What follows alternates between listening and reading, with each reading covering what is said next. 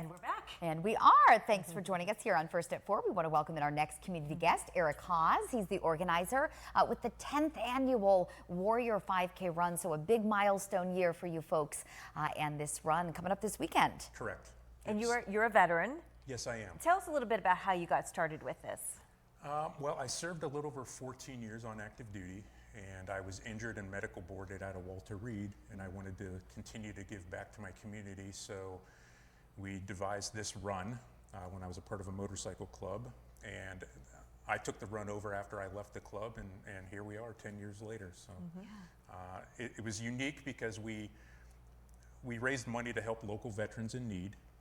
But then when I branched out on my own, it got kind of hard to build wheelchair ramps by myself. So now I give, I donate the proceeds to Embracing Our Veterans for a homeless veteran project and 2 memorial scholarship funds for friends of mine that were killed in Iraq. So. Oh, that's terrific. So this is the 10th year. I'm sure it's grown each and every year. Yes, yeah, actually we already have 120 pre-registered runners as of today. Great. And we usually get about 30 to 40 the day of, maybe more now that I'm on the news. Sure, absolutely. Everybody's watching. We're hoping so. Tell us a little bit about the logistics, hosting this, or at least the start, down at Beach One.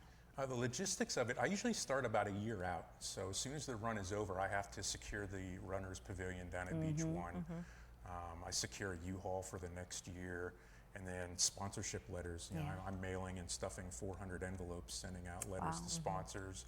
And I have some great volunteers that show up every year, and God bless them. If it wasn't for them, I wouldn't be able to do this. Yeah, and why do you do it?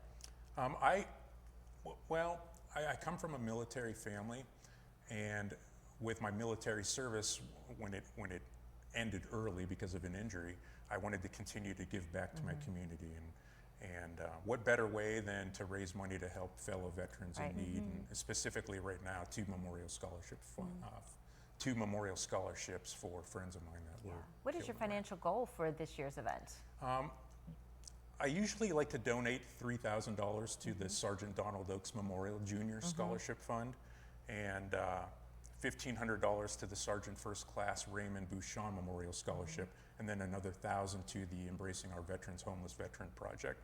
I would like to double that if I could. Sure. I don't know if it's possible. COVID kind of, you know. Sure. Yeah, messed things Did up a little things- bit. Do you yeah, feel that you're back on track now since then? Yeah. Sponsorships are a lot easier to get now than they were 2 years ago, obviously. So. And you call this a family-friendly event, and walking is encouraged as well, right? Correct. Yeah, we have, like I said, we have 120 pre-registered runners right now, but last year I actually walked it with a rucksack on my back, a 60-pound rucksack. Wow. With a friend of mine that works at the VA, Damian Sagia. So anyone can show up. I've had people ask if they could bring their dog. It's pet friendly as long as the dog's friendly, obviously. We have people pushing babies in strollers. You know, so tell us one more time. It's Saturday. What time at Beach One do they need to be there to register? 7:30 the window for registration opens up, and then the race kicks off promptly at 8:45, followed by medal presentations and awards and giveaways. So there'll be raffle baskets there. People can purchase chances for those.